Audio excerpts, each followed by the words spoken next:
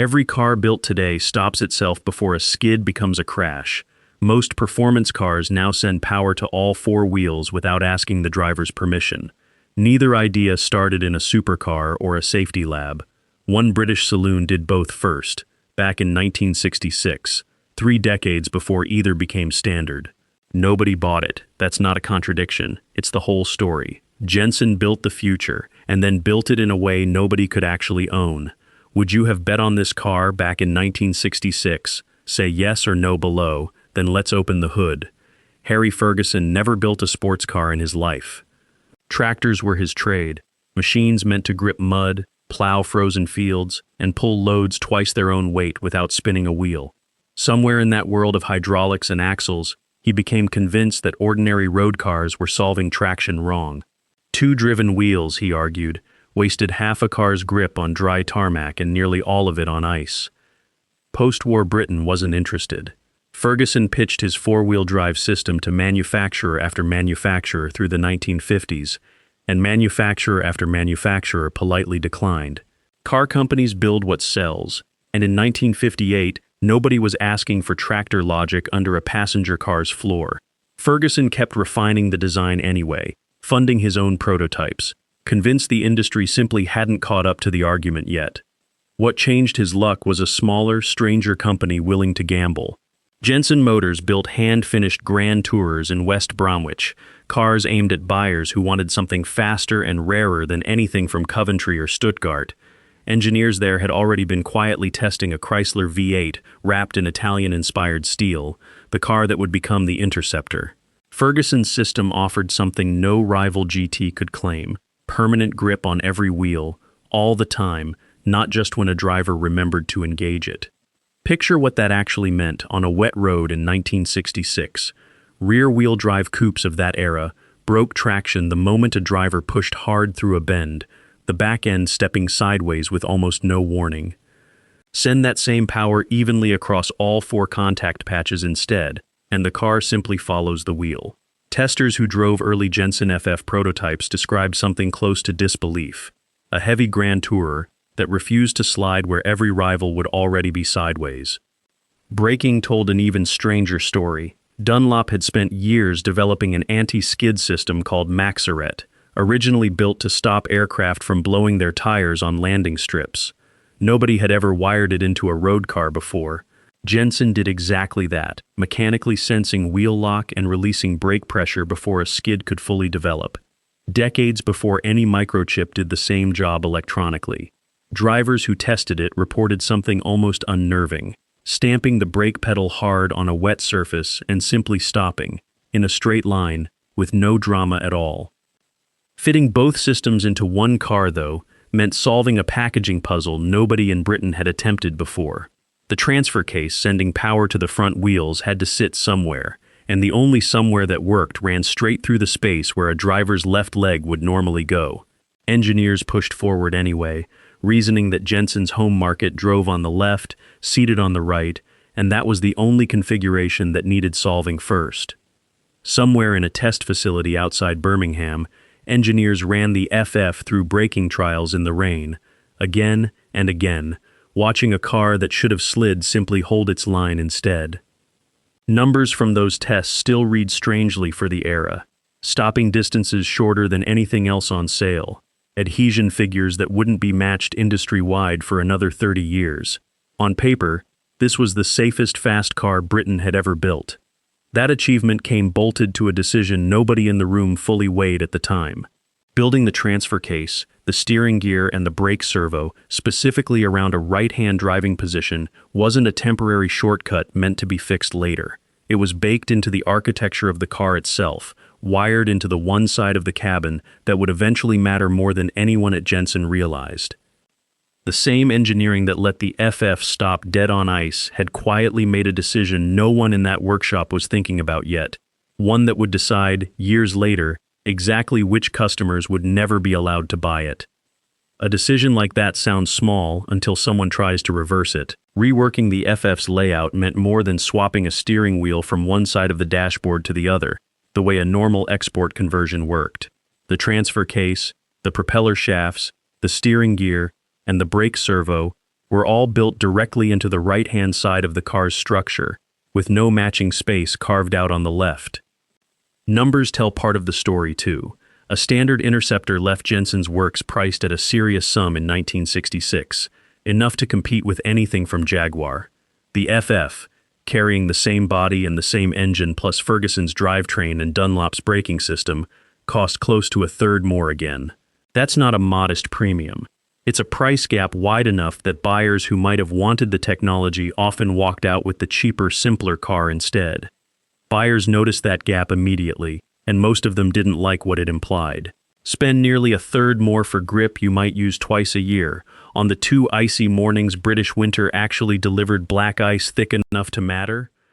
Plenty of wealthy customers decided the ordinary Interceptor solved their needs perfectly well, four-wheel drive or not. Rarity, usually a selling point for a coach-built GT, had tipped into something closer to an obstacle. Hand-building made the arithmetic worse. Jensen assembled every FF individually, fitting a drivetrain nobody else on the production line had trained on, in a factory sized for a fraction of Ford's or Jaguar's output. Building complexity into a low-volume car doesn't scale the way it does at a bigger manufacturer. The same hours get spent whether Jensen builds 1 FF a week or 50, and 50 was never realistically on the table. If you've ever driven a car with all-wheel drive or watched anti-lock brakes save you from a skid without a second thought, that instinct traces back further than most drivers realize, and this channel keeps digging up exactly where it started. Subscribe if you want the next one. None of this alone should have finished the FF. Expensive niche cars had survived worse arithmetic before, provided they found the right market to absorb the cost. Ferrari sold plenty of cars priced well above what any spreadsheet would call reasonable, because scarcity and performance justified the number for the right buyer. Jensen needed exactly that kind of buyer, in exactly that kind of volume, somewhere in the world. America looked like the obvious answer. Wealthy, hungry for imported performance, and already buying the standard Interceptor in real numbers, the US market represented the only realistic path to the sales figures that could justify the FF's cost. Jensen's own engineers, though, were about to run headfirst into the one design choice nobody had revisited since 1966. Converting the FF to left-hand drive meant re-engineering the exact components that made it remarkable in the first place. The transfer case would need relocating. The steering gear and brake servo would need mirroring onto a side of the car with no room built for them. This wasn't a trim option or a badge swap. It was closer to redesigning the car from the firewall forward, on a company that could barely afford to build the right-hand version it already had. Jensen chose not to attempt it. Losing British buyers to a steep price tag was one kind of setback. Walking away from America before a single car could legally sit behind the wheel it needed was something else entirely, and it closed off the one market that might have made all that extra engineering worth the cost. That decision closed a door nobody at Jensen ever managed to reopen. The problem wasn't a regulation written in Washington or a safety standard imposed from outside. It was a car built entirely around one seating position, with no version of itself capable of existing on the other side of the cabin.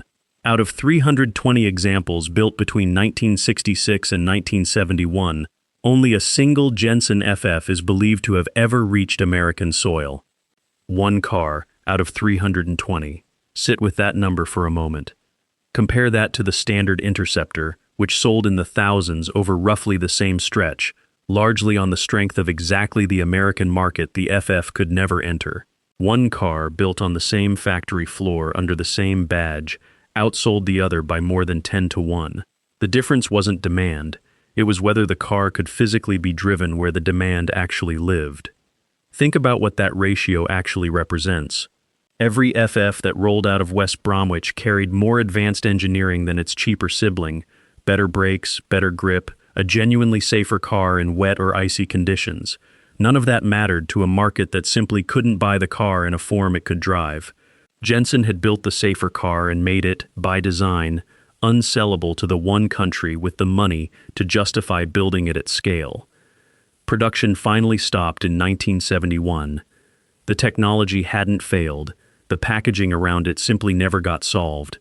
Engineers who'd spent years refining the Ferguson driveline watched their most advanced car quietly discontinued, while a mechanically simpler cousin kept selling steadily.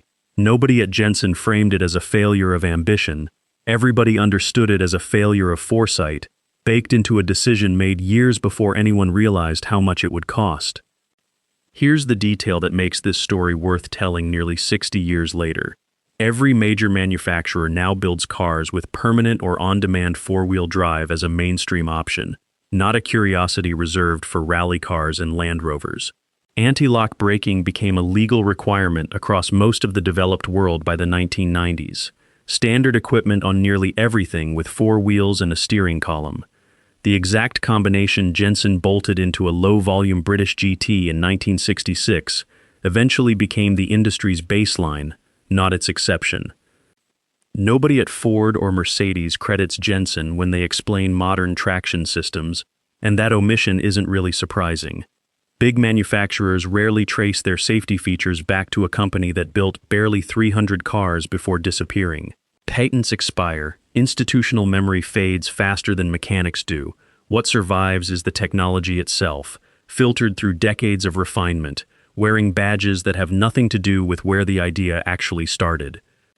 Consider the alternate version of this story for a moment. If Jensen's engineers had built left-hand drive into the original design, instead of treating it as an afterthought, the FF might have sold in the thousands instead of the hundreds. Four-wheel drive and anti-lock brakes might have entered mainstream cars a decade earlier than they actually did, pushed forward by real demand, instead of arriving gradually through separate manufacturers solving the same problem independently, years apart. The engineering wasn't the flaw. A seating position was, decided early and never revisited, paired with a company too small to afford fixing it later. Jensen didn't build a failed car. Jensen built a car 3 decades early, wired so specifically to one side of the road that it could never legally follow its own success to the market that needed it most. That's the real ending most retrospective skip entirely. Not a company that got the mechanics wrong, but a company that got them right for exactly one steering wheel position, in a world that was about to need both.